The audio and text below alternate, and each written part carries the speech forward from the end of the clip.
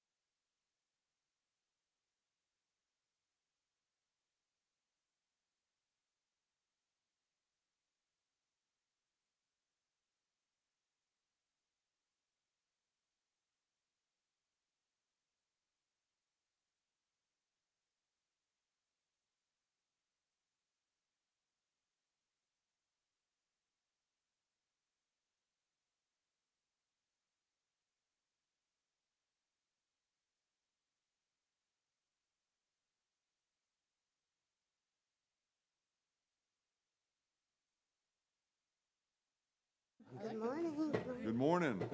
I am Tina Polsky, Chair of the Palm Beach County Delegation. Excited to welcome the League of Cities members here with us for our annual Legislative Delegation Joint Workshop.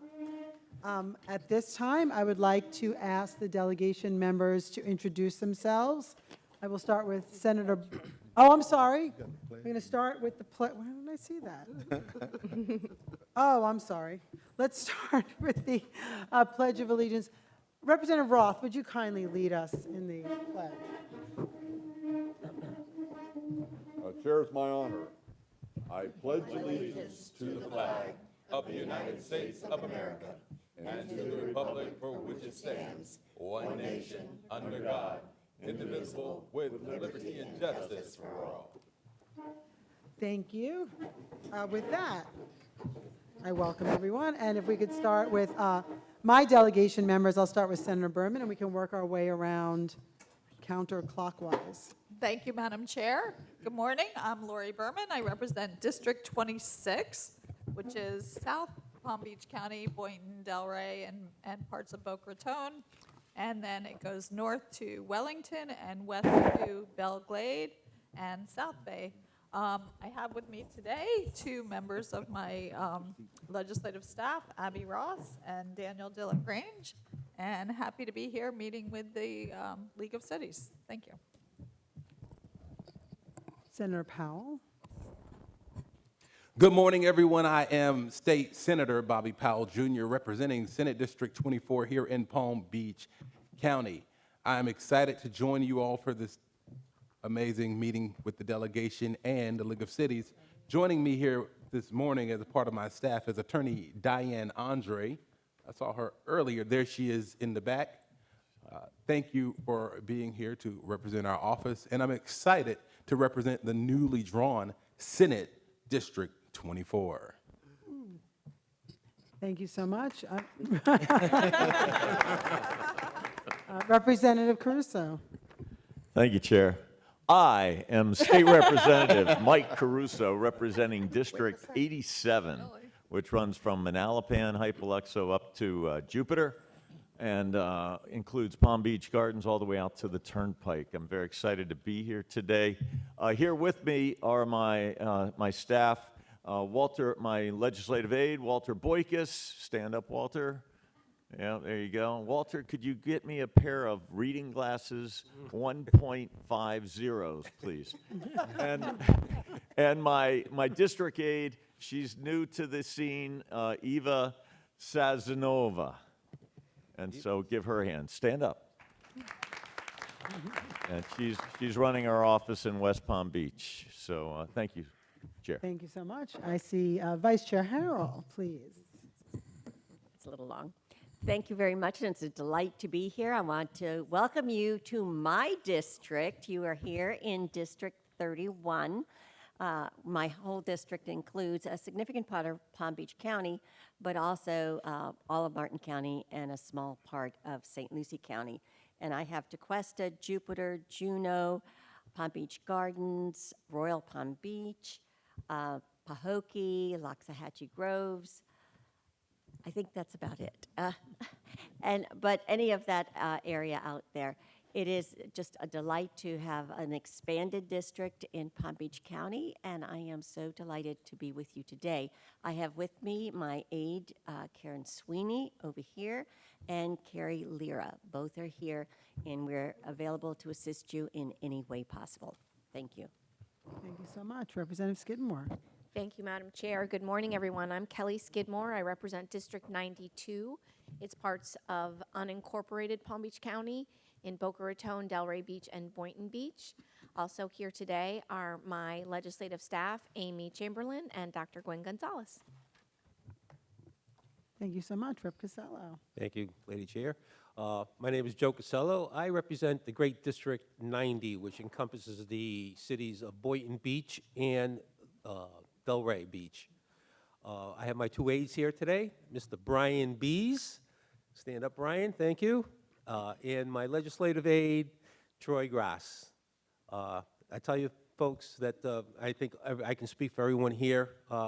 As elected officials, we so rely on our staff to get us from point A to point B and get things done. So we appreciate you. I'm sure we all do appreciate you out there. So thank you for coming. Thank you. Representative Waldron. Yes, thank you and good morning. It's great to be here. I've never been to the Ernie Ellis Center. It's a great place. So happy to be here. I am Catherine Waldron. I'm state representative for District 93, which is Wellington, most of Green Acres, and Western Lake Worth.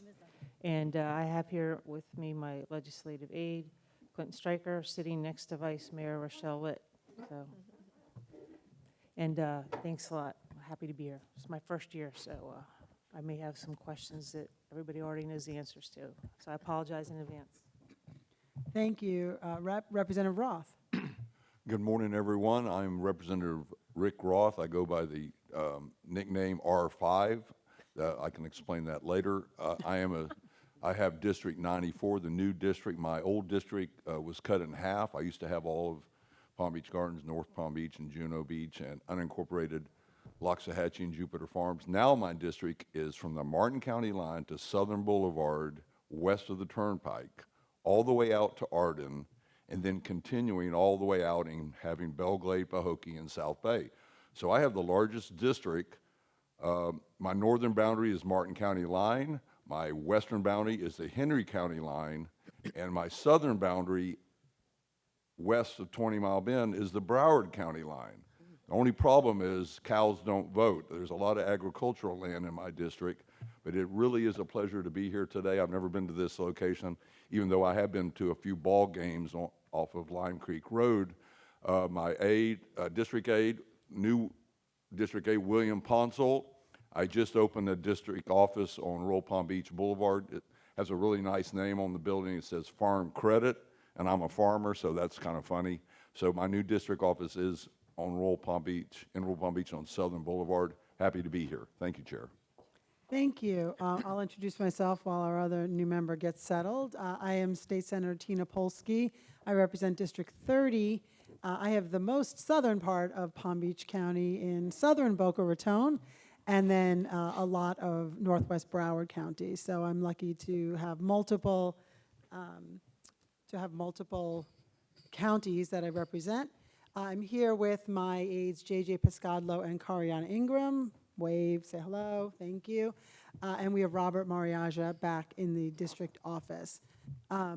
So thank you all for being here.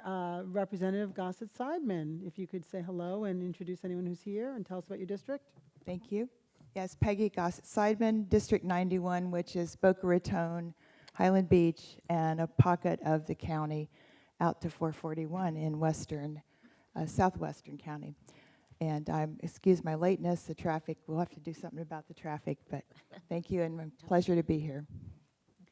Thank you. So we have introduced all of our members.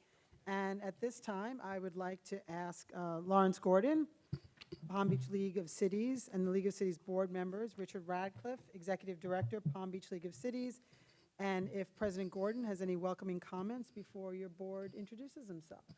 Just, first of all, good morning, and just a word or two. For those of you who don't know me, I am Lawrence Gordon. I'm vice mayor in the town of Haverhill. Haverhill is just west of the airport. We're totally surrounded by West Palm Beach, which is a good thing to have that buffer. I'm currently in the process of rolling over into my 7th term as councilperson and vice mayor.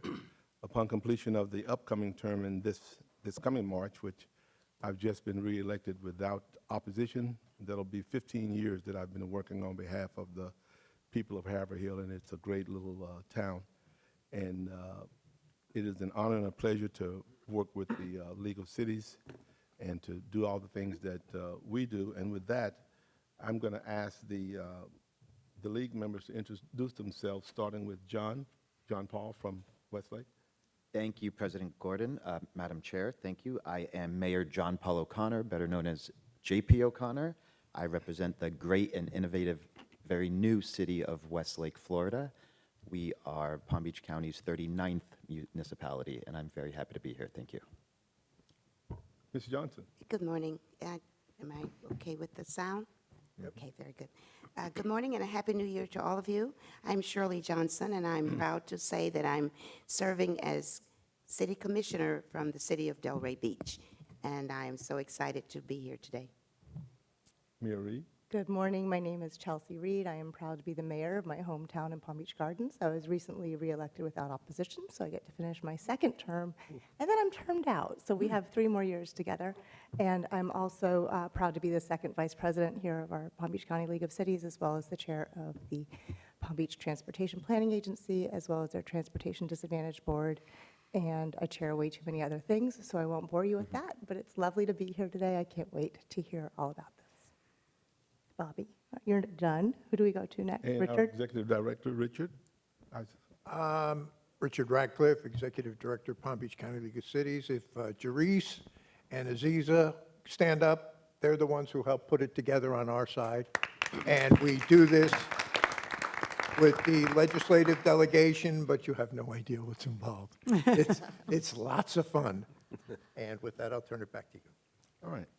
I assume we're going to segue into, You have a couple of Paul, Yes. Paul and Molly. who else we have?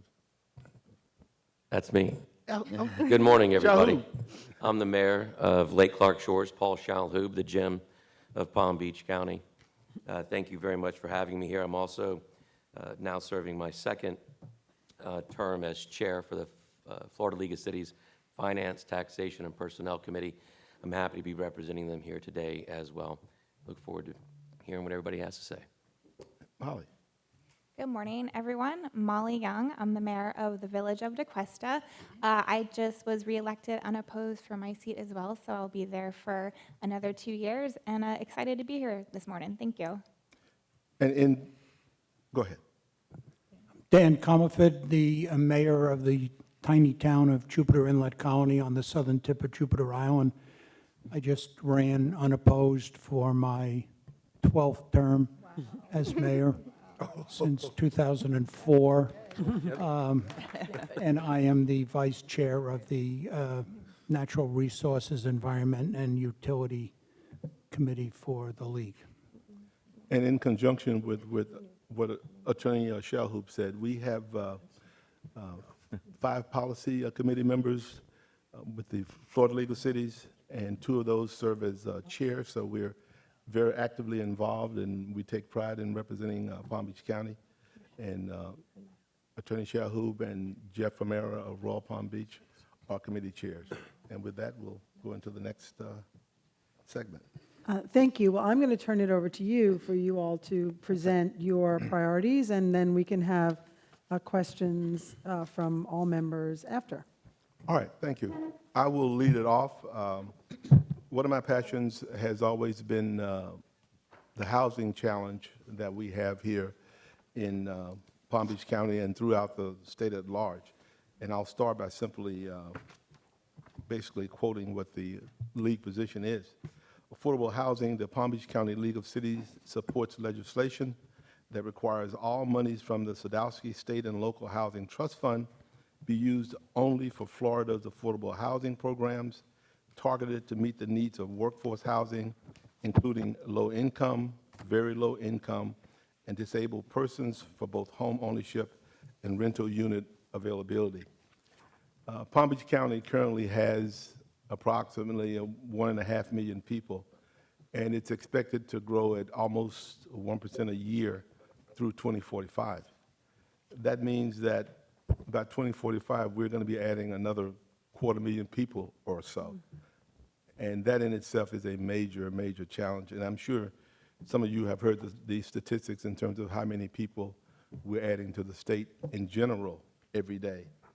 Here in Palm Beach County, one of our challenges is the median prices of homes being almost $500,000, average price being about $1 million or so. And most working class people just can't afford housing in that kind of stratosphere. The median household income here is $65,000, and the average household income is $105,000. So look at those numbers when you look at housing costing $500,000 and up. It doesn't take much to figure out that it's a real challenge. We're having a problem maintaining teachers, hospitality workers, young professionals, firemen, policemen, because they can't afford to live here. So if we can't come up with something to keep this housing challenge under control, we're just going to continue to slide backwards as opposed to going forward. And not only in terms of purchasing a house, but renting. There are some places where one-bedrooms are nearing $2,000 each, two-bedrooms in excess of $2,500.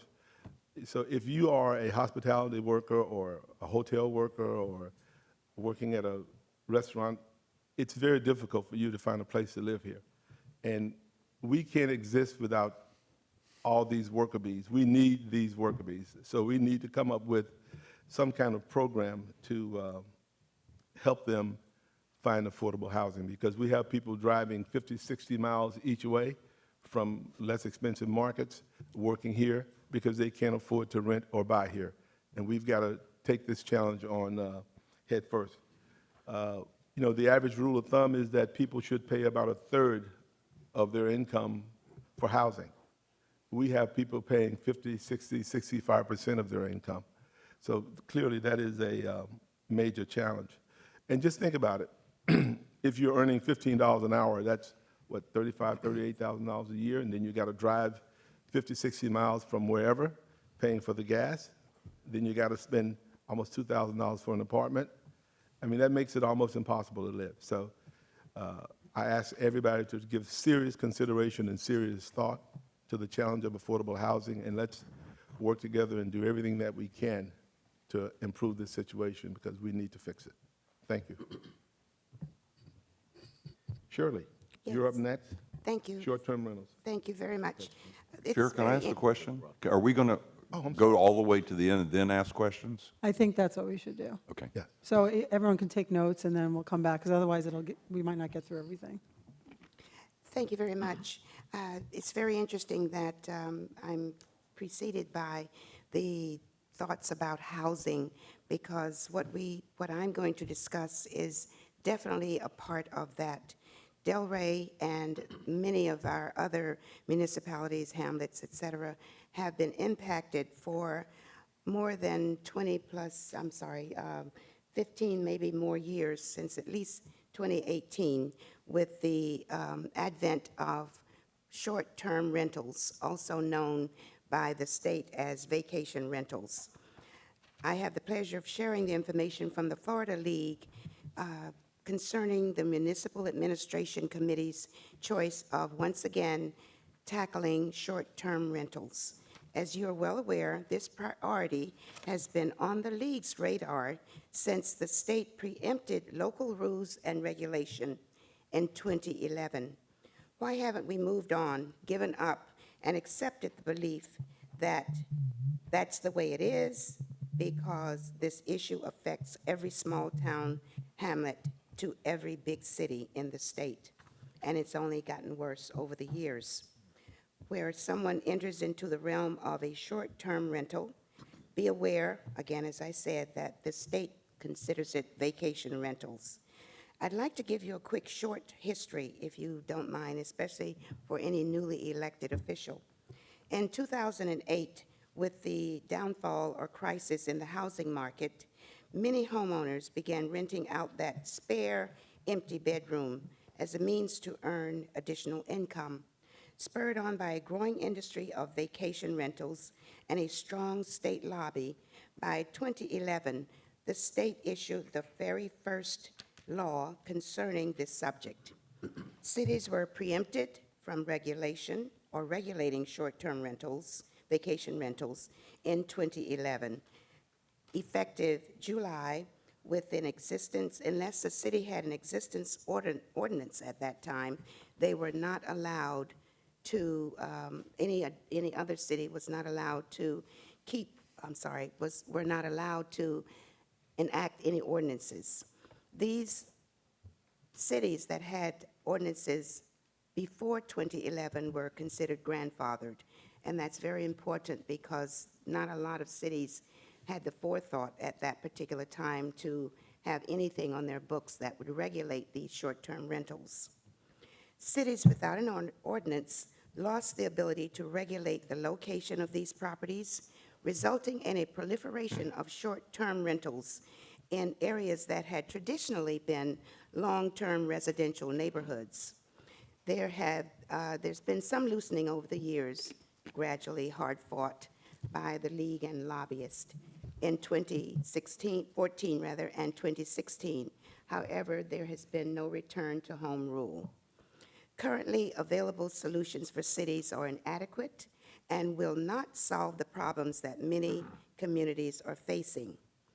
As we struggle to emerge from the COVID-19 pandemic, Florida has become a haven for a retreat, a resting place, and an opportunity to enjoy the outdoors with our sun and freedom in the sun, year-round and not always available elsewhere. Florida officially shut down with restrictions on April the 1st, 2020, but reopened immediately in September on the 25th, 2020, where all restrictions were lifted. This freedom helped to fuel a surge in those seeking an outlet from home confinement. The short-term rental platforms assisted with their ads on a daily basis, and our situations became worse in the local areas.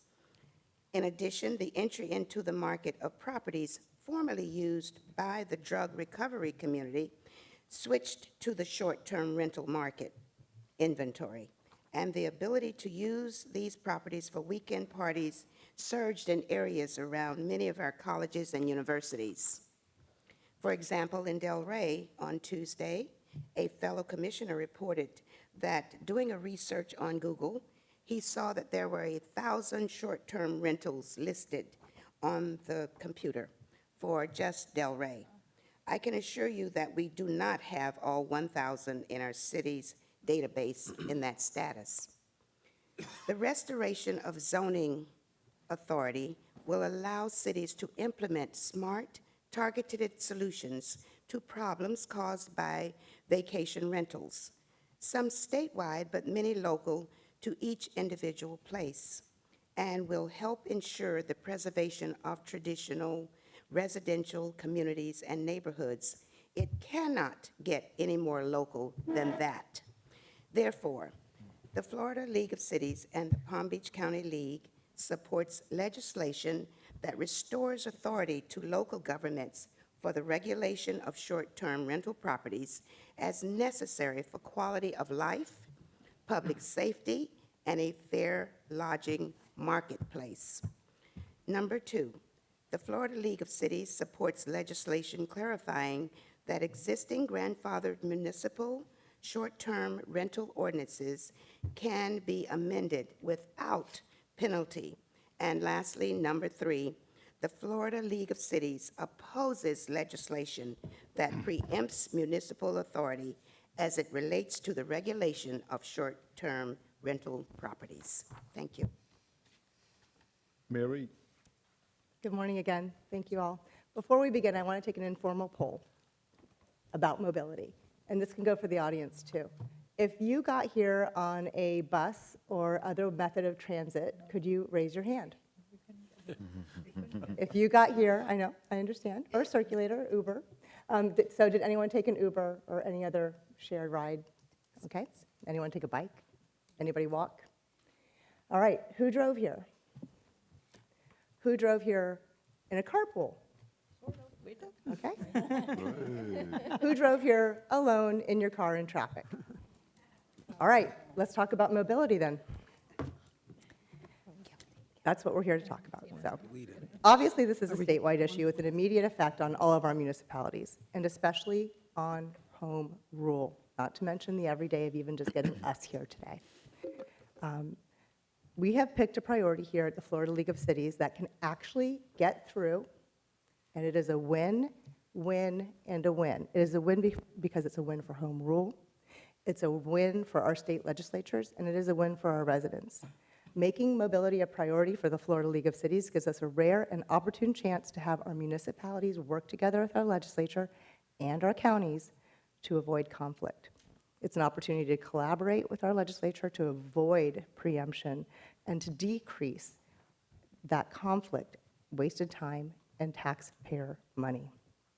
Putting this policy in place for statewide allows our municipalities to be proactive with implementation, moving forward with an initiative instead of a defensive reaction. So I'm going to read the support from the city. I'm from Florida League of Cities. The Florida League of Cities supports legislation that defines and clarifies mobility plans in order to provide a clear and concise regulatory framework for Florida cities to acquire, construct, and implement both traditional and alternative modes of transportation. Let me tell you a little bit about how we got here. The legislature first established mobility fees to provide developers a simplified alternative to transportation concurrency, prop share, and road impact fees. Therefore, a mobility fee is charged instead of the usual impact fee. However, the way it is written now, developers can be billed for both. Back in 2013, the legislature did try to refine this system, culminating in the creation of mobility plans and fees as a legally viable alternative to traffic concurrency. However, this revised legislation wasn't specific, and the language is not clear enough that counties and cities can find agreement, and we want to clarify that. And specifically, I should say for Palm Beach Gardens, I know you guys know that we've had some issues with our county regarding mobility fees. This might bookend us. It may not fix it for us, but we don't want this kind of a struggle to continue for all of the residents of Florida. This is a chance to fix it, using us as an example of how it could go wrong. The existing way of getting people around our state is broken. The original model of roadway capacity that built our state doesn't move traffic. Adding lanes just adds cars and traffic to the roads. And it moors people in access deserts. We're talking about workforce, affordable housing, essential services, whatever you care to call it.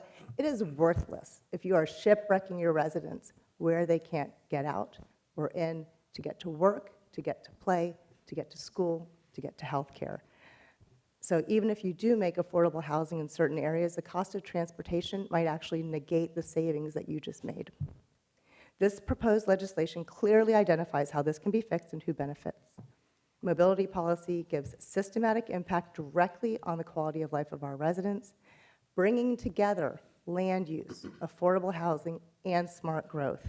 It's of critical impact to provide our residents access to all needs, from employment to education to healthcare and recreation. And it ties directly in, as I said, not just to affordable housing, but transportation for seniors and the transportation disadvantaged. It allows those without the option of having a car to get to work, to get to school, or to get to healthcare. So the current proposed mobility legislation, if adopted with your help, would successfully accomplish three primary objectives. It would prohibit the imposition of a transportation or road impact fee within a designated area for mobility through a mobility plan, which means no more double fees for your developers. Doesn't that sound good? Wouldn't they be more likely to come? The mobility fee, as adopted, must fully mitigate the development's transportation impacts, which means if that development comes in, those impacts will be mitigated by utilization of this mobility fee, not just the impact fee. And third, in a mobility plan area, only a mobility fee charged by the local government issuing the development's building permits may be collected. Another agency may not collect. So here's how it works. Adopting mobility means you are not entirely beholden to concurrency. If you have questions about concurrency, I'm happy to chat about that too, but I'm assuming everyone knows how that works. Mobility fees provide money to fund various methods to move people rather than continuing to build only roads to move our cars. So unlike transportation or road impact fees, mobility fees are not limited to expanding vehicular lanes or miles. So road impact fees only widen a lane or let you out a turn lane. We want to stop having that happen. We want to give other opportunity for mobility. Mobility fees can be used to build multi-purpose sidewalks, which could house pedestrians, bicycles, golf carts, low-speed EVs. Mobility fees can be used to purchase short-range multi-passenger electric vehicles, microbuses, even water taxis, and things like that to address all types of transportation needs. Just recently during Hurricane Ian, there was an island that couldn't get people on or off the island unless they owned a boat. If they would have had a mobility fee, they could have had a water taxi. They could have done several different ways to get people off. So it doesn't matter if you're urban, suburban, or a little island that got taken off from the causeway. Mobility fees could have helped that. This legislation also puts home rule control over municipalities' transportation needs back into the hands of the municipality. This will work. This can apply to any and all Florida municipalities, whether urban, rural, or even a small island, as I said. They can be used for roadways. That doesn't mean that the roadway goes away. Your road builders are not going to be worried. You can still build a road, but you can do more than just widen it or add a turn lane if you use a mobility fee. Again, this allows for home rule, for counties, municipalities to work together to decide what a connected network looks like for your residents. And it ties the knot for affordable housing. Why build it if they can't come and go? And then again, you lose the chance of collecting 2 fees. Not very developer friendly. That's not going to help us make Florida better. We do have a tremendous amount of support already from elected officials, especially in Tallahassee, and we look forward to support from developers, builders, road builders, and more. So, one last thought, just to help you clarify it. I'm sure you've read in the paper recently about the transportation planning agencies encouraging Okeechobee Boulevard to consider putting light rail down the center. So I want you guys to imagine we're on Okeechobee Boulevard right now. You're alone in your car, as you normally would be. I want you to pretend there's 200 people here.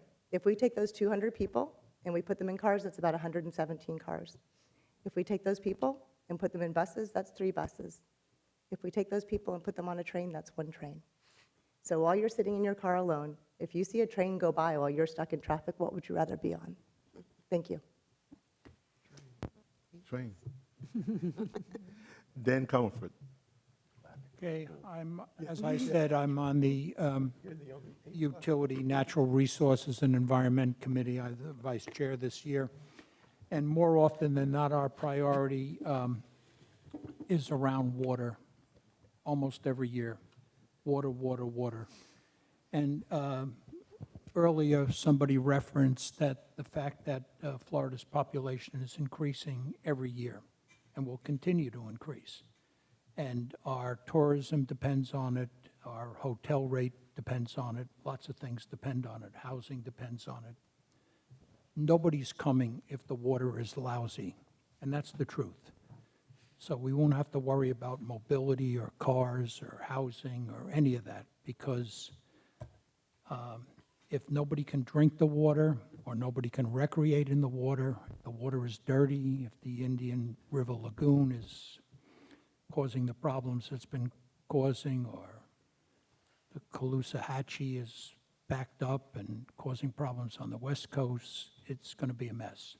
So again, this year, our priority involves water and watersheds and better management plans, and tries to address a unified program for the legislature so that all programs are unified under one title, because there are programs in place. You have many programs in place, I'm happy to say, and tries to put all of those programs in some kind of cohesive way so that the funding is in place long-term under various trusts. So the priority reads, League of Cities supports legislation establishing a statewide coordinated planning and prioritization approach to water resource investments that funds Florida's current and projected water needs in an equitable manner, and authorizes comprehensive watershed management projects to qualify for funding under the State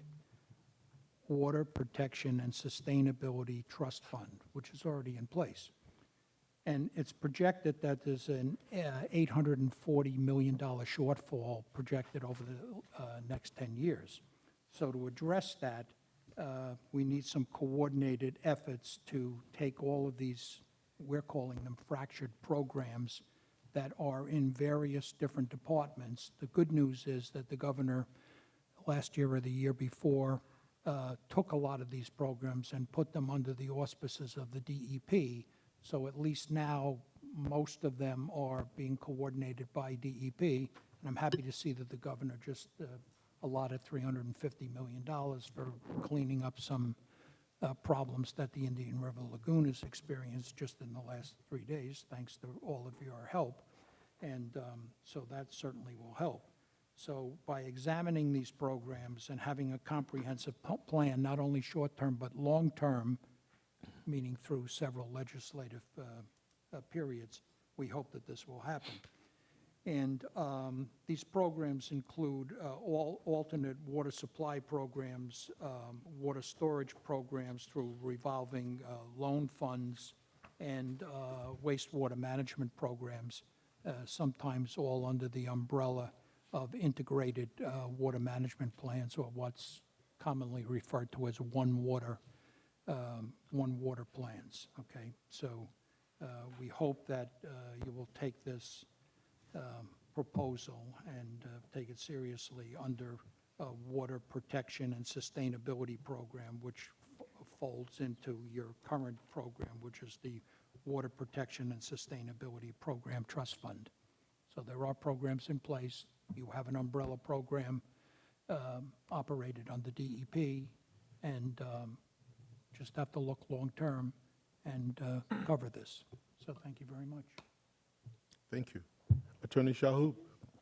Thank you very much.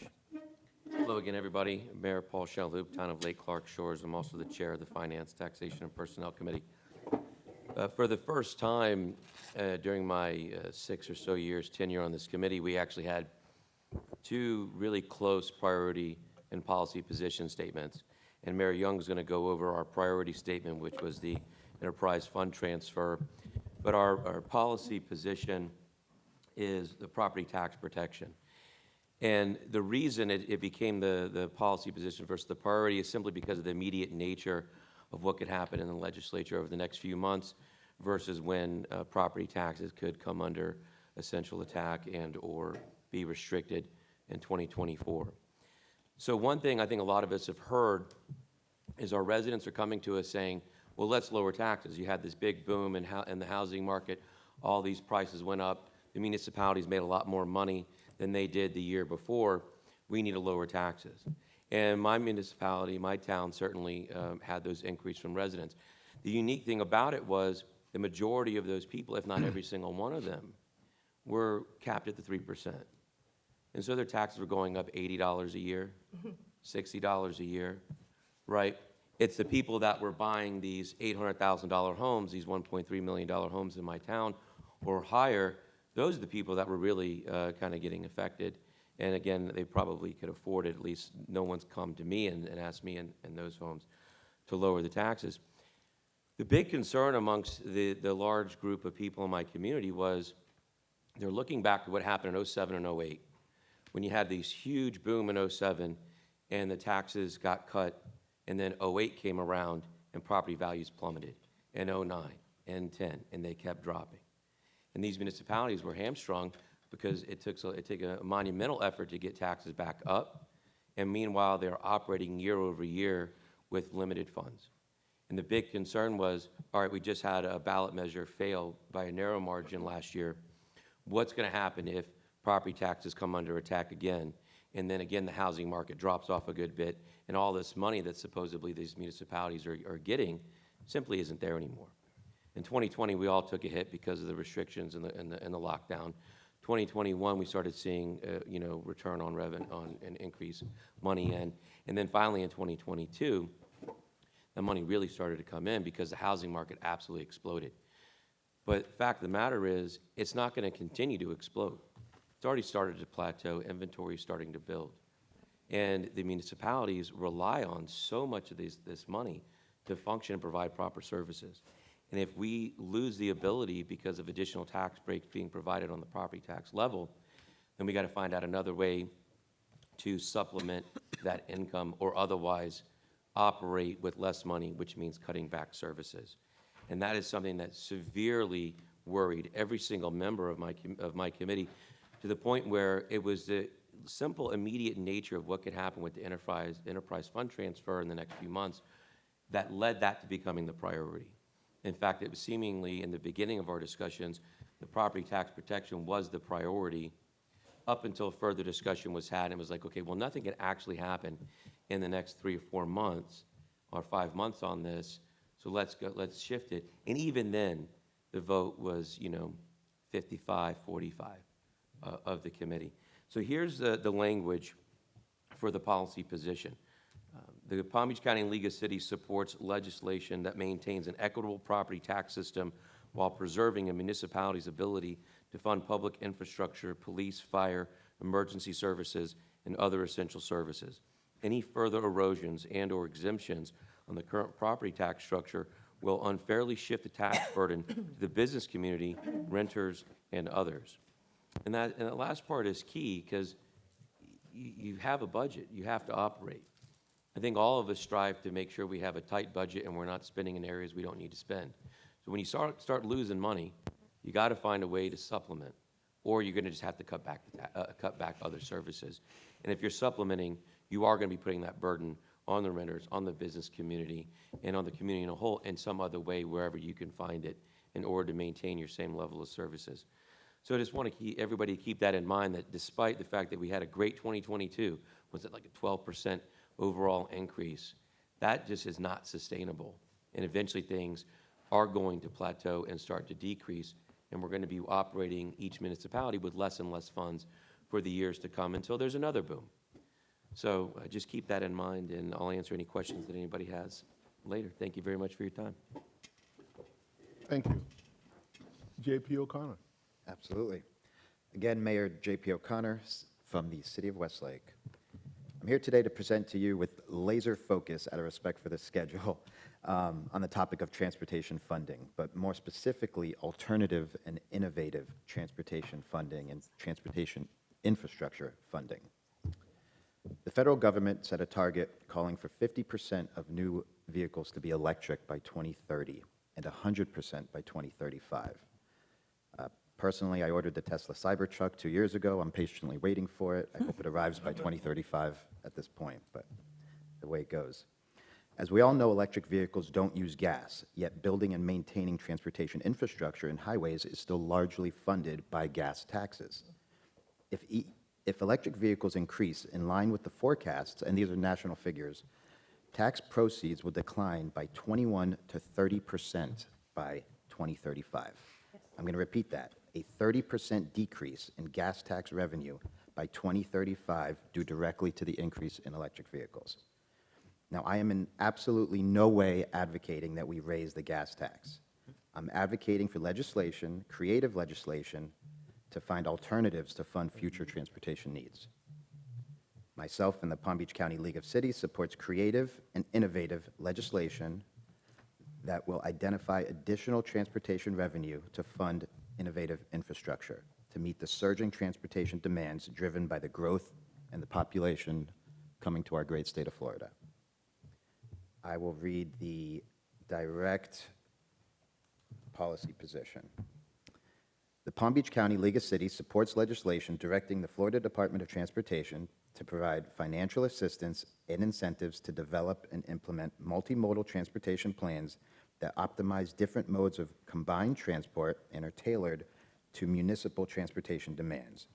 The Palm Beach County League of Cities supports identifying additional transportation revenue to fund innovative infrastructure, e.g. electric vehicles, and transit projects to meet the surging transportation demands driven by growth in population throughout Florida. I'm not saying that I have the solution or that we have the solution. I'm saying that we need a solution because this is a problem now. It's going to be a much, much, much bigger problem later. And if we don't get in front of it now, we're going to be in big trouble. So we need to find creative legislation, to find alternatives to fund the roads that all these vehicles are going to be using. And I thank you. Thank you. Molly, you're up. Hey, good morning again. I'm pleased to be able to speak on the League's Enterprise Fund Transfer Priority. I was on the Finance, Taxation, and Personnel Committee this last year that drafted the priority, and the Village of DeQuesta operates several enterprise funds, so I'm familiar with the topic. As you all are probably aware, during the 2022 legislative session, House Bill 621 and Senate Bill 1162 were filed. Those would have prohibited state agencies and water management districts for dispersing state funds, including grants, to sorry, I lost my train of thought, to local government for infrastructure, water, and resiliency projects if that local government had transferred utility revenues, with the exception of admin and support services for use in providing general government functions and services. Those bills never got a hearing, and as of now, they have not been filed again this year. Currently, cities can transfer utility revenues as needed to supplement other general funds for other municipal operations. This continued flexibility for municipalities to be able to do that is vital and supported by the League. To make this relatable, the Village of DeQuesta has several enterprise funds, such as our water utility, our stormwater utility, and our refuse and recycling. These enterprise funds operate in a manner that is similar to a business, whereby user fees are charged for goods and services to self-support the fund, and we do run them fairly lean as to not overcharge our users. Prior to raising our utility fees, DeQuesta hires a utility consultant to provide a financial forecast and capital recovery study to ensure that we're charging our users a fair amount. We currently have active projects such as water main replacements and well rehabilitations, where we're investing our user fees back into the utility. If there was ever a time we would need to transfer our utility revenues to the general fund, we would like to preserve the ability to do so. So if these bills were to get filed again this year, I would ask that you please feel free to reach out to me to discuss them in more detail before making any decisions that affect our mutual constituents. And not just this matter, all the matters discussed today and anything else that may pop up during this session, we are here to support you with any local data and input. So thank you for your support and your service and commitment to making our state, which I think is the best state to live in. Thank you. We have now reached the portion of our program where we're going to entertain questions, discussions, and general comments. Mr. Roth. Thank you, Chair. Chair Gordon. I do have several comments I'd like to make. I'll comment in the order that y'all made your presentation. The first one was affordable housing. I'm happy to hear the League of Cities is continuing to have that be their top priority, which is one of my top priorities. I do have a couple of suggestions to the League of Cities, and maybe that would include y'all coming to Tallahassee to support legislation that we could pass to increase the amount of dollars that would go to affordable housing. We did pass legislation 2 years ago, and we did change the funding formula for affordable housing.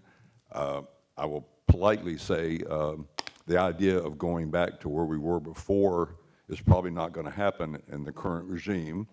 So what we really need to be asking for is to change the mix. We are now having about 48% of the Sadowski go to affordable housing, and then the remaining part is split evenly between resiliency and septic to sewer and wastewater. I think everybody in the state of Florida knows, particularly in South Florida, that affordable housing, we're about 30 years behind the curve. Wastewater and septic to sewer, we're behind. Resiliency, I actually believe we're actually ahead of the curve. So my argument is we need people to be advocating that we change the formula that's in current law to increase the percentage, and I think we can do that.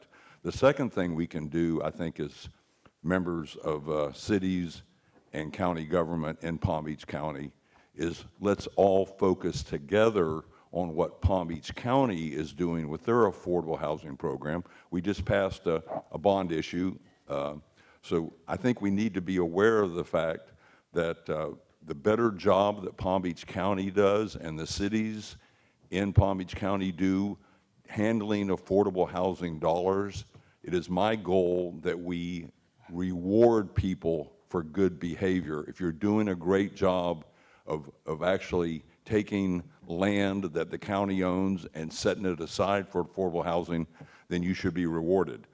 I'll stop there, Chair. I would like to talk on some other issues, but I'll limit my remarks to that first one. Thank you. I think Senator Harrell wanted to make a comment.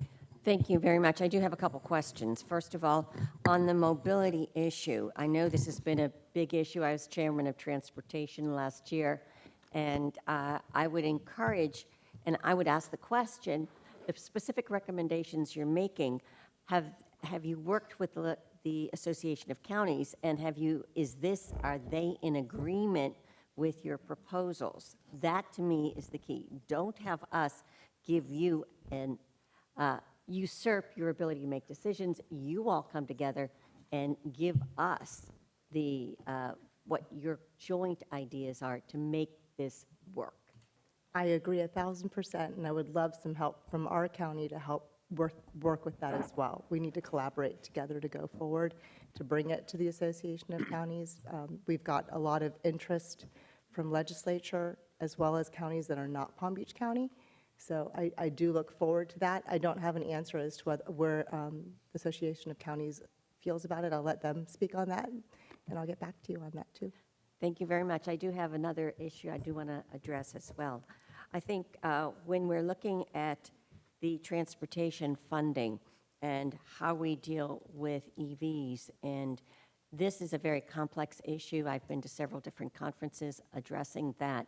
So if you have specific ideas on how we continue to fund roads and mobility, we are definitely, the state of Florida is definitely looking for ideas. I know, road usage charges and things of that sort have all been discussed, but everything I've heard so far has complications. And how do Absolutely. you enforce it, especially since we have 150 million visitors each year that come from out of state, so you just can't put a license fee tag, a tag fee or something of that sort. So we are open to ideas and very much interested in presenting that. And when it comes to water resources, I couldn't agree with you more. Our environment is our economy in Florida, and our water resources are absolutely essential. And I'm delighted with the money that went into Indian River Lagoon. I passed Legacy Florida several years ago that gives us a direct funding source for Everglades restoration. It's made a huge difference in completing projects. So I would ask for the delegation and for the League of Cities support when I file Legacy Florida 2.0, which is going to give a direct funding source from Amendment 1 money to do Indian River Lagoon restoration, including local runoff, septic to sewer, and those types of projects. So I will be filing that and would ask for the League's support. Thank you. Thank you, Senator. Other questions, comments? I have one. Yes. Go ahead, Senator. Oh, I missed it. Go ahead. Thank you, Senator.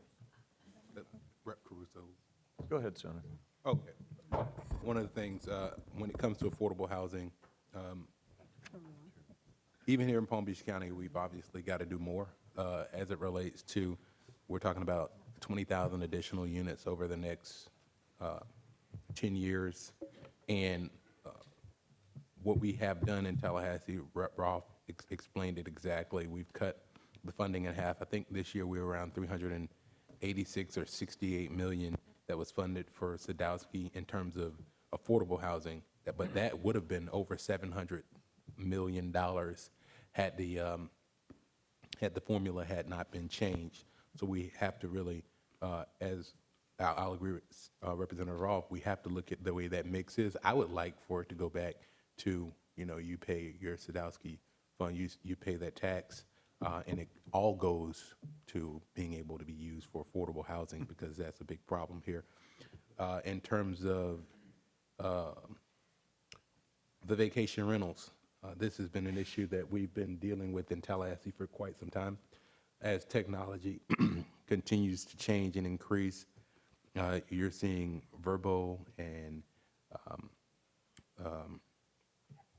Airbnb, and there's another one that you're continuing to see, and technology is going to continue to change. I would hope that maybe a statewide mechanism that catches where these vacation rentals are, so that they end up paying their fees, and also the communities know where they are and they can regulate them within the confines of that, what the state has had. We've dealt with this issue. I think one of the issues that the vacation rental entities have complained about is municipal boundaries are so quick. You know, Haverhill is surrounded by West Palm Beach, but Haverhill can have its own set of rules, and then as they operate outside of Haverhill and West Palm Beach, there's another set of rules. So it may be even a statewide database of how this works for communities will be helpful, and we're willing to work on those with the league. Transportation, Mayor Reed, as you know, as a planner, I think it's of the utmost importance here in Florida, especially South Florida, with us being less dense and more spread out. It just becomes a little bit easier for people to get in a SOV, which is a single occupancy vehicle, to make it to where they have to go. And if we had more routes that go east and west as opposed to just north and south with like the Bright Line and Tri-Rail, we may have the opportunity to do some type of intermodal mix that would allow people to get out of their cars. As West Palm Beach, especially the downtown, continues to grow, it would be amazing if there were a way to get people in and out of the downtown without having to have them parked. Because what I see happening, we recently saw an influx or an uptick in terms of the parking rates in West Palm Beach, which were doubled in many cases, but that's still less than what you'll see if you go down to Miami for a day. So it recently happened, but I believe as more and more people move into the downtown area of West Palm Beach, those prices are going to continue to increase just based off of demand. So we have to look at alternatives to be able to move people. Water, those are the environment, of course. You know, we will continue to work on that, and I'll leave it at that. Representative Caruso. Thank you, Mr. President. I just want to commend the League of Cities. I think you hit it out of the park this year, nailing down the issues, affordable housing, vacation rentals, mobility, clean water, property taxes, gas tax versus electric vehicles, and how we're going to replace those funds. You know, so many times I hear home rule, home rule, home rule, but today we got specifics, and I really want to thank you for bringing out those specifics. I just touch base on a couple of them on the issues while I've got the mic. I guess Mayor Comerford, the clean water. You're spot on with it. Without clean water, Florida's not Florida, is my motto. And this year I'm running a bill. I ran it last year. I'm going to run it again this year, tweaking it a little bit so I can get it through all the committees and to the House floor. But has to do with septic tank maintenance. And we know that we have 2.4 million septic tanks in the state of Florida. And when I started in the Florida House, we had 2.1 million. Today we have 2.4 million in the state of Florida. And there's no system, there's no methodology. Very few cities have required maintenance of those septic tanks. And the bill that I propose is to require septic tanks 15 years or older to be serviced every 5 years.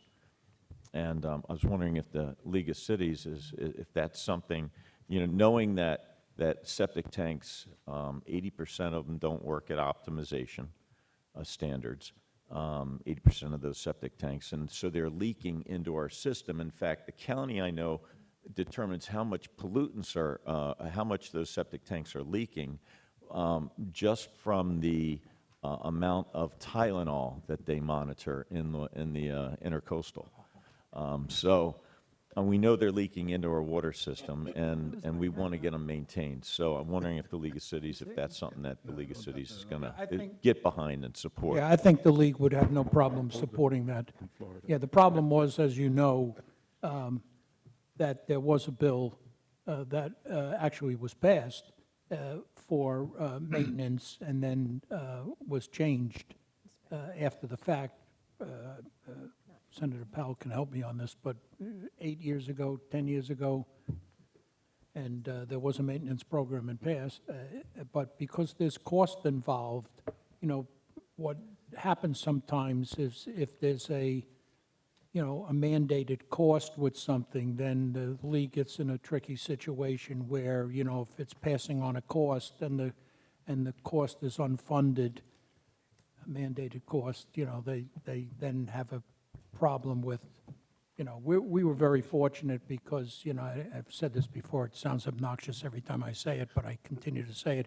We have a lot of money, our town, so we took everybody off of septic years ago. And I want to commend you for that. Well, You've done a great job. it was the smartest thing we ever did. It cost a lot of money, but we did it, and then we assessed our people, and it cost about, $25,000 a house, and nobody even came to the meeting, when we made the final assessment. So, good for us, okay, fine, but it's great.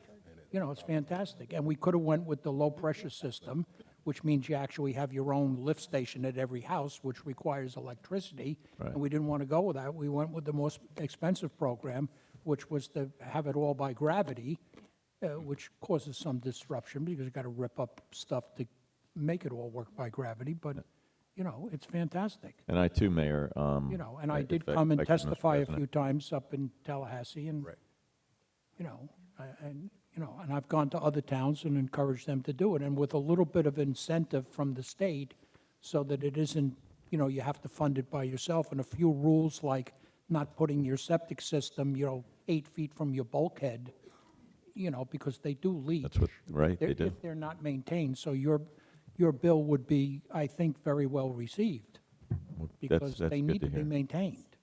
And, I think that, the ultimate goal is to get rid of septic tanks and go straight to, Yeah, please. sewer systems. And I think that's something that the state should work towards in terms of their infrastructure. But that being said, if I could just bear with me, I have one more question for Mayor Reed, if that's okay. Thank you. I love your comments about mobility and all. I just wanted to, you mentioned multi-purpose sidewalks, mini buses. I'm tired of seeing these large buses go down the road empty. I think the transition to mini buses is probably the way to go with a more frequent scheduling in smaller buses, vans type things. I'd love to get together with you if you want to say more on that. I'd love to hear it. I'll speak briefly, and I'd love to get together as well. What I'd like to say is that PalmTran, so being the chair of the Transportation Disadvantaged Board means I get to oversee the disadvantaged abilities for folks in the county to get off and on our PalmTran system, and it's given me the opportunity to learn a little bit more about the Go Glades system, which is a mobility on-demand system that is utilized in the Glades area. So it's pretty much an Uber on a small bus so that people can get around. And I have a meeting this week with PalmTran about considering putting mobility on demand within Palm Beach Gardens as well. So you won't see giant empty buses anymore. You'll see smaller buses. We're trying to get, again, on my TPA hat, we're getting more of an electric fleet for them as well. Some of that funding has been disrupted by the State Road 7 disagreement, but we are promising them as many electric buses and smaller buses as possible. So that is happening, and it's up to us as leaders to bring it into our municipalities, into the county, to support PalmTran as they do it. But I think that what it looks like now compared to what it'll be in about 10 or 15 years, we're already working really hard on that. That's great. Thank you. Senator No Berman. further. Thank you, Mr. Chair. And I too have a few comments on some of the things that we discussed today. And I would like to start with saying that these are great ideas that you are discussing, and I hope that you not only get the Palm Beach County League of Cities behind these ideas, but the entire state League of Cities, because that's how we're going to be most successful in getting a lot of your things over the line. With respect to the affordable housing, I am actually working on a bill right now, and based on Representative Ross' comments, I might change my bill a little bit. I wanted to totally repeal the changes, but maybe we'll look into doing a formula, changing the formula. I have a House sponsor, and we've got it in bill drafting, so when the bill comes out, hopefully the League of Cities will take a look at it, and maybe they can be supportive of the legislation, because it will be very much in line with what you said about putting more money into the Sadowski Affordable Housing Fund. In terms of the mobility discussion, I would like to see So if you have legislation, just as Senator Harrell said, if you give us some ideas about what you want to do, that would be really helpful. And Mayor Comerford, myself and Representative Gossett-Seidman are doing a bill called the Safe Water Act. We have filed it. It is Senate Bill 172, and it requires that the Department of Health notify cities and that there be signs put up when water is contaminated with fecal bacteria, and that beaches can be closed if there is fecal bacteria. So that is something that I would love for the league also to look at and consider supporting that legislation. And I have sat on the Transportation Committee with Senator Harrell, and we have discussed ideas about what to do about the road, about the electric vehicles. And my husband has 2 electric vehicles right now and had one in the past. So we're big users of electric vehicles, and we've gotten the benefit of not having to pay the gas tax. But this is a big area, and I don't know. I know there was a proposal to actually put a registration fee every time you buy an electric vehicle. It kind of didn't go over too well. But that's something that we are going to have to figure out as more and more electric vehicles are on the road. But I commend all of you for your presentations. They were really well done, and I look forward to working with you as we continue to move forward. Thank you. Thank you.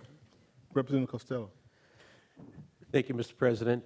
First and foremost, I have served on the League of Cities Executive Board, Richard, and so I understand some of the issues that we're talking about here today. And it's ironic that a lot of these haven't changed over the years. I want to be perfectly frank with you here today, is that Tallahassee, my experience in Tallahassee, is that Tallahassee knows better than local governments, okay? So preemption is like high on the list in Tallahassee. Make no mistake about it, and I think my colleagues will speak for that. It's just the way it is. They think that they can govern local governments better than local government. I was in local government. I was the vice mayor of Boynton Beach for a number of years before I went to the State House. And I took that mindset with me up to Tallahassee. It doesn't work. It doesn't work. I'd just like to talk about a few things. Commissioner Johnson, Yes. I agree. We should, these short-term rentals are out of control. They've been out of control for a number of years and continue to be out of control. And what Senator Powell had said, maybe some data of it. I had talked to the tax collector, Dorothy Jacks, and she was on her way to a conference. And what we're trying to do in the form of a bill, legislation, is get a, like Senator Powell said, a statewide database, okay, where we put all these rentals in there. So it doesn't go haphazardly. Haverhill doing one way, Boynton Beach doing it one way, Delray doing it another way. I think that will go a long way in doing that. Talking about the Sadowski Fund, money's not going to buy us out of this. We passed a $200 million bond, the county did, Palm Beach County. We don't quite know how that's going to be distributed, but it's not enough. The Sadowski Fund, we talk about the Sadowski Fund. Every time we talk about affordable, it's the Sadowski Fund. It's not going to do it. What we got to start thinking outside the box. Maybe start thinking about infill projects, you know, where shopping centers, commercial buildings are no longer being in use. Okay? And how about not letting the developers buy out of affordable housing units by paying a fee? That is the craziest thing in the world. Amen. You know, we shouldn't allow that. And I think that, you know, we give them a little more leeway, and maybe we get some more housing out of it. Mayor Reed, I loved your segue into your little presentation with the little vote there. It was great. But the fact remains that people love their cars. They just love their cars. And we're going to have to do some real drastic changes and make it affordable and presentable to get them to start thinking otherwise. You know, unless gas goes up to $7 a gallon again or $5 a gallon, whatever it was, people are going to be jumping in their cars, coming up in and buy. Your poll today just goes to show you that. So I agree with you. Mayor, And I agree, our water resources and planning, very important. And look at, I don't always agree with our governor, but I do this time here. He put aside, last year, he put $2 billion into the water projects, the watersheds, the Everglades. And this year, he put another $3 billion in. So I think the state has a good handle on, what's important as far as water here in Florida. And lastly, Mayor O'Connor, I agree with you. But maybe these electric cars, if we're trying to get, get off fossil fuels, such as gasoline and such like this, maybe we could charge some kind of a fee for electric cars. I know Senator Berman won't like this, but maybe we charge some kind of a fee, and that fee goes into putting more charging stations along our highways to make it more practical to be driving electric cars, and start taking it from that perspective. But I thank you for your presentation. It's important issues that we talked about here today. We've been talking about them for a while, and it's time to let's put it, to use. Like Mr. Caruso said, that come on up to Tallahassee, committee weeks, and let's get. I know you, Richard, you bring up a little small army up there, and I think that's how things get done during the committee weeks. So I thank you for your time. Thank you. Representative Skidmore, I think. Thank you, Mr. Chair.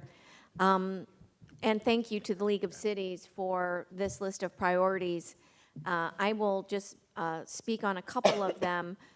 In terms of affordable housing, obviously most of us are fans of the Sadowski Trust Fund and what its purpose is, not fans of how its history, what its history is, and what its current division of resources is. But something that we are experiencing in the state of Florida that is impacting the cost of living and owning a home or property in Florida is property insurance. And that is something that I didn't hear anybody talk about today. Affordable housing might be affordable when you purchase it, but if you can't afford your insurance and you're required to have some because you have a mortgage, it's still not affordable. And we have not solved that problem at all. So this is a great list of priorities, but I would have added into that affordable housing issue the cost of property insurance and no relief in sight. Mayor Reed, I share your passion for mobility. I hate driving, Rep. Casello. If I could get out of my car, I would. My lottery dream is to get a driver because there is no public transportation that is really effective. And I recall back when I was in the legislature previously, asking everyone in the delegation, challenging everyone in the delegation to get to their legislative office by bus. No one even really knew how to find out how to do that. So I think that you are definitely on the right track. It didn't sound like you actually have a bill yet, so if you do, or if you're looking for a sponsor, I'd love to get with you on some of those issues, and pairing that, obviously, with some of the other transportation issues and the loss of gas tax that we're anticipating. So thank you very much for the priorities list. On the water resources, Mayor, I have a bill. I am very passionate about the blue economy. That deals with the economic health of our water. So that doesn't happen without the environmental health of our water first. But I have a hydrological map of Florida in my legislative office in Tallahassee, and every part of Florida is blue, and it is all connected. So when we are taking care of the environmental health of our water, we're taking care of the economic health. But without it, we cannot innovate. We can't solve some of those problems where you're looking for innovation. The ocean offers so many solutions. And Florida has not planted the flag of the blue economy, where we are creating the pipeline of academic research, economic development, and startup funding using the water resources that we have and solving some of the world's most challenging problems. So thank you for your participation in keeping the water healthy from an environmental aspect. And I would love your support on making sure that Florida understands what it owns and keeps its economic health of the water as well. And thank you again for all being here. Great presentations. Thank you. We're getting a little pressed for time, so we're going to proceed in the following fashion. Senator Polsky, followed by Mr. Shalhoub, followed by Representative Gossett-Seedman, and then we'll wrap it up with Representative Roth. Thank you. I won't be repetitive because my colleagues have made, I think, all the points that need to be made, but I just wanted to point out one more thing on affordable housing. Senate President Pasadomo has ensured that this is her #1 priority, and there will be a very comprehensive bill that will be put forth. And so when that bill comes out, I urge all of you to please look at it. If there's suggestions that need to be made, hopefully we can do that through the committee process. But I am optimistic that we may have an important product coming out of the Senate this year. I hope so. I just wanted to point out one thing that I'm working on that I would love to put on your radar. HB 735 from 2021 preempted contracting licenses for individual contractors that had to go through the state. So the cities wouldn't be able to do individual licenses for certain trades. And I was approached by a fence contractor who said he won't be able to get a license when this goes into effect. He has to become a general contractor, which is not in his purview. So this is something I'm going to be working on this year. If any of you have ideas on that, I'd love to talk to you after. I think it's really important because sometimes there's unintended consequences with these kinds of bills. And with that, I will yield since we're running out of time. Thank you. Representative Gossett-Seedman. Yes, thank you. Many of my colleagues have presented opinions that I would respectfully concur. I will point out regarding septic to sewer, I found out the hard way in a neighborhood when I was a town commissioner in Highland Beach that there does not exist in Florida a map of septic tanks, and that many of our historical neighborhoods and neighborhoods prior to the, I believe they said the 90s, neighborhoods did not note where their tanks were buried. And so it was very important for persons and the contractors to call 811 DIG. And this occurred when first a propane tank was severed and then a septic tank was severed on the same lot. No one knew they were buried there.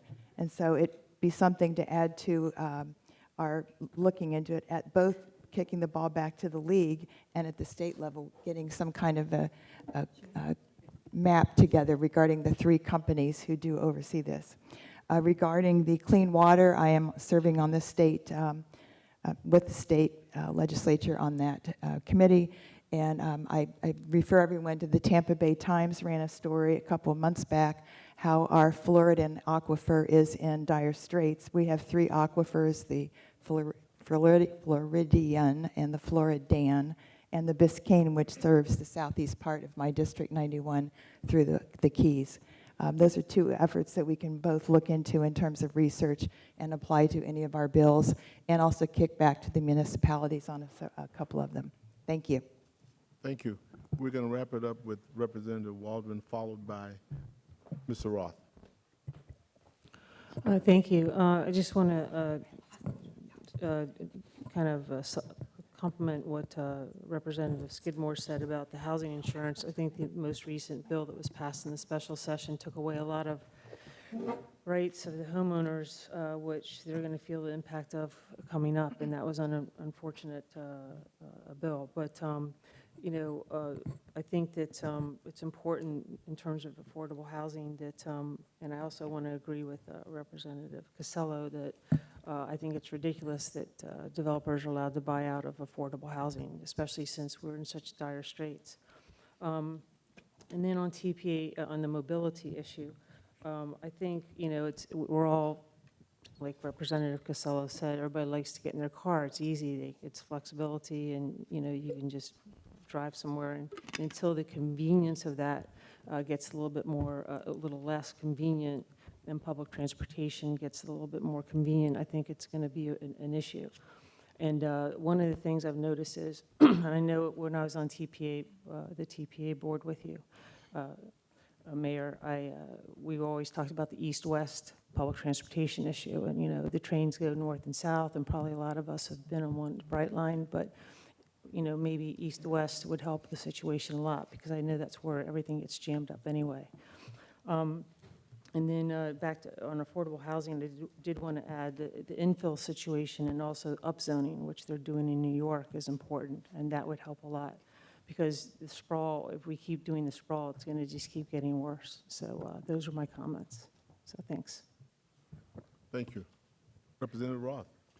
Thank you, Chair, and thank you for members for all being concise on your issues. I just wanted to list 7 issues that I'd like to have follow-up with any member of the League of Cities or city commissioners or mayors.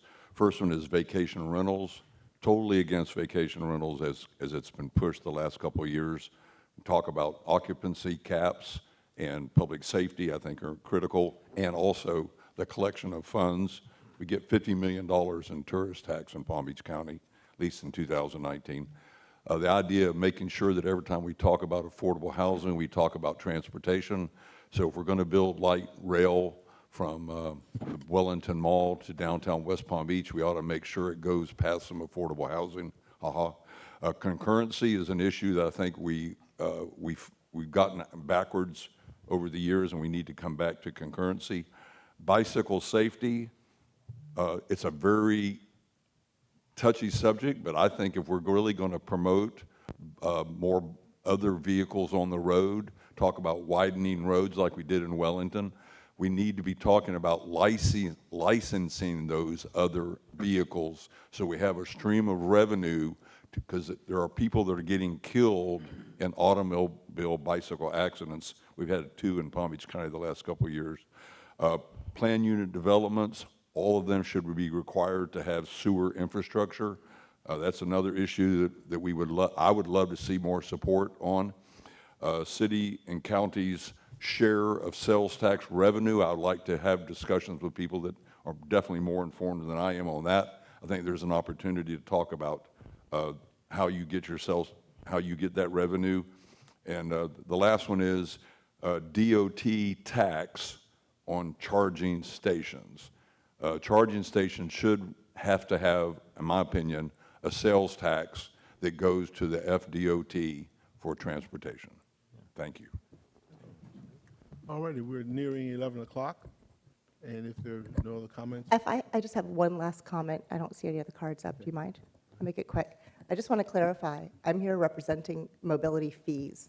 If we want to talk about funding for light rail down Okeechobee or funding for transit for Palm Tran, that's more of a county surtax issue specific to today.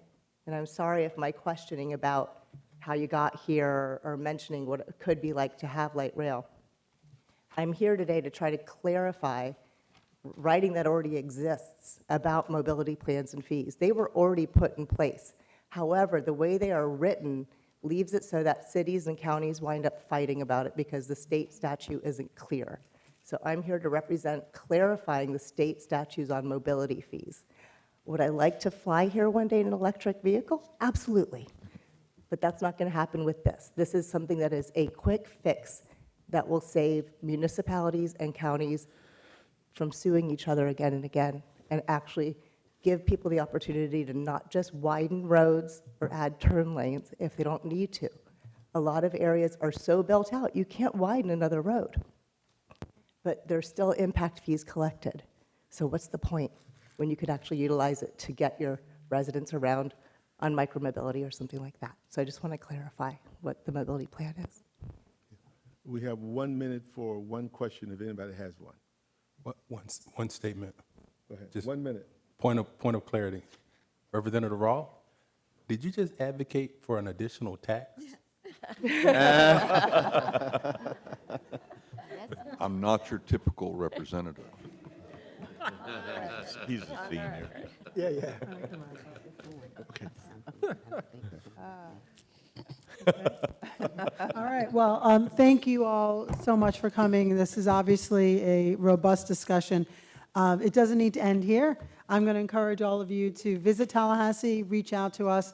When bills come across, it's hard for us to always know the impacts to the cities or your individual city or the League of Cities. So please continue to reach out to us and let us know. We need your help. We need your advocacy. Many of us have bills on many of these issues, so we'd love your support. We'll pass along ours to you that we think fall into your purview, and would ask that you put them on your agenda to help us get our legislation passed as well. Did you have something to say, Rep. Costello? Yes, thank you, Madam Chair. Just for the record, I have a couple of bill slots open, so if we can sit here and, get on the same page here, maybe we could file something that's of interest. That's great, and the senators have unlimited bills, so if you can find a House member first, that's step one. If you have language, Mayor Reed, on what you're talking about, I think that's what people need, something specific. We would love to see it, and with that, Rep. Costello says we adjourn. Thank you. Thank you. Thank you.